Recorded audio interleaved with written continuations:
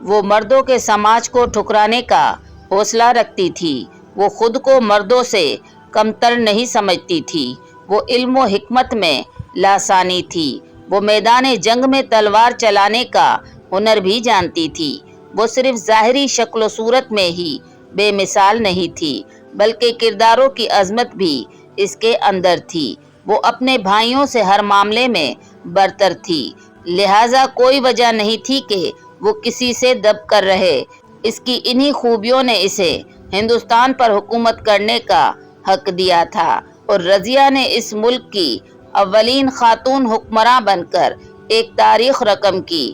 اس سے پہلے اس ملک میں عورت کی حکمرانی کا کوئی سراغ نہیں ملتا اور اس کے بعد بھی کوئی عورت ہندوستان کی سلطنت پر قبضہ نہیں کر پائی۔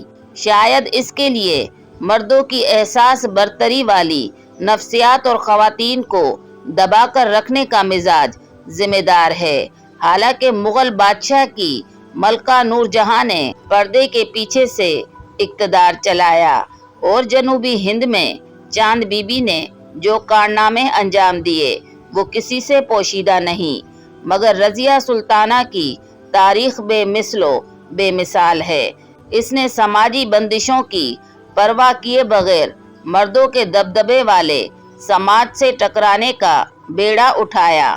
اس کے عزم اور حوصلے کو توڑنے اور اس کے قدموں کو محل کی چار دیواری میں قید رکھنے کے لیے مذہب کا بھی سہارا لیا گیا، مگر وہ ہمت اور ولولے کا گہوارہ تھی۔ اس نے کبھی جھکنا نہیں سیکھا تھا۔ اس نے ثابت کیا کہ وہ اس سلطان التتمش کی سچی جانشی ہے جس نے جنگوں میں لازوال کارنامے انجام دیے تھے اور دشمنوں کو دھول چٹانے کا کام کیا تھا۔ شمس الدین التتمش سلطان قطب الدین ایبک کے ترک غلام تھے۔ ان کی ہونہاری اور صلاحیتوں کو دیکھتے ہوئے قطب الدین نے انہیں پہلے اپنا داماد اور پھر بہار کا صوبیدار بنایا۔ 1211 میں التتمش نے قطب الدین کے بیٹے آرام شاہ کو تخت سے اتار دیا اور خود بادشاہ بن گئے۔ انہوں نے تقریباً 35 سال حکومت کی اور رضیہ سلطانہ انہی کی بیٹی تھی۔ رضیہ سلطانہ 1205 میں پیدا ہوئیں۔ ان کے 8 بھائی تھے لیکن والد کے سب سے زیادہ قریب وہی تھیں کیونکہ ان کے زیادہ تر بھائی ریاست چلانے کی صلاحیت نہیں رکھتے تھے، جسے التتمش نے بہت پہلے محسوس کر لیا تھا۔ رضیہ رنگ و روپ کے علاوہ بھی ہر ہنر سے آشنا تھی جو حکمراں بننے کے لیے ضروری ہو۔ یہی وجہ ہے کہ التتمش نے اس کی پرورش انہی خطوط پر کی۔ تلوار بازی، گھڑ سواری کے ساتھ ساتھ اچھی تعلیم بھی دلوائی گئی۔ 9 عمری میں پردہ بھی شروع کروا دیا گیا۔ التتمش نے انہیں اپنا جانشیں مقرر کیا تو خاندان ہی نہیں پورے ملک میں باتیں شروع ہو گئیں کہ عورت حکمراں کیسے ہو سکتی ہے۔ التتمش کے انتقال کے بعد وصیت پر عمل نہیں کیا گیا اور رضیہ کے بھائی رکن الدین نے تخت پر قبضہ کر لیا۔ سب کا خیال تھا کہ رضیہ عام خاتون کی طرح رو دھو کر چپ کر جائیں گی، مگر وہ عام نہیں تھی۔ اسی لیے سلطنت دہلی کے خاندان غلامہ کے بادشاہ شمس الدین التتمش نے اپنے کئی بیٹوں پر ترجیح دیتے ہوئے رضیہ کو اپنا جانشیں قرار دیا۔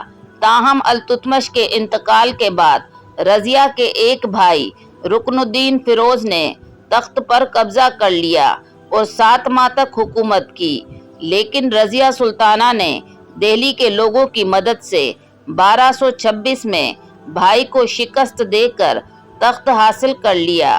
کہا جاتا ہے کہ تخت سنبھالنے کے بعد انہوں نے زنانہ لباس پہننا چھوڑ دیا تھا اور مردانہ لباس زیب تن کر کے دربار اور میدان جنگ میں شرکت کرتی تھیں۔ رضیہ کے مخالفین نے جب دیکھا کہ دہلی کی عوام رضیہ کے جان نثار ہیں تو انہوں نے دیگر علاقوں میں سازشوں کے ذریعے بغاوتیں پھیلائیں۔ سلطنت کی اہم شخصیات نے بھٹنڈا کے صوبیدار ملک التونیا کی قیادت میں رضیہ سلطان کے خلاف بغاوت کی۔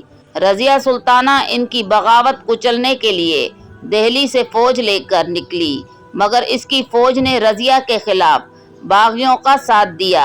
रजिया का वफादार जनरल अमीर जमालुद्दीन याकूत मारा गया। रजिया को गिरफ्तार कर लिया गया। बागियों ने रजिया के भाई मुइजुद्दीन बहराम को बादशाह बना दिया। रजिया को इस बात का शिद्दत से एहसास था कि दिल्ली का तख्त हासिल करने के लिए इसे मजबूत सहारे की ज़रूरत है।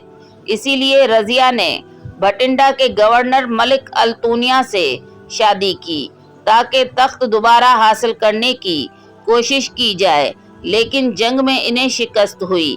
रजिया अपने शौहर के हमरा जान बचाने के लिए करनाल की तरफ चली गईं, जहां डाकुओं के हाथों दोनों मियां बीवी मारे गए। सुल्तान बहराम शाह के सिपाही जो इनकी तलाश में थे, इनकी लाशों को पहचान कर दिल्ली ले आए। इन्हें पुरानी दिल्ली में सुपुर्द खाक किया गया।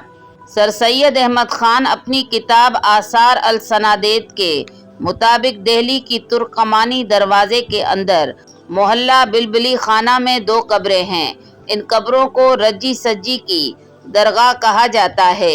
ये कब्रें रजिया सुल्तान और इनकी बहन शाजिया की हैं। इन पर किसी किस्म की कोई तख्ती नहीं है। यहाँ पर जुमेरात को हर मजहब के लोग जमा होते हैं। कब्रों पर चरागा किया जाता है, लोग मन्नतें मानते हैं। तो दोस्तों, ये थी बरे सगीर की पहली खातून हुक्मरान रजिया सुल्तान के बारे में कुछ मुख्तसर सी मालूमात। उम्मीद करती हूँ आज की वीडियो आपको पसंद आएगी। अगर वीडियो पसंद आए तो लाइक करें, शेयर करें और सब्सक्राइब करें।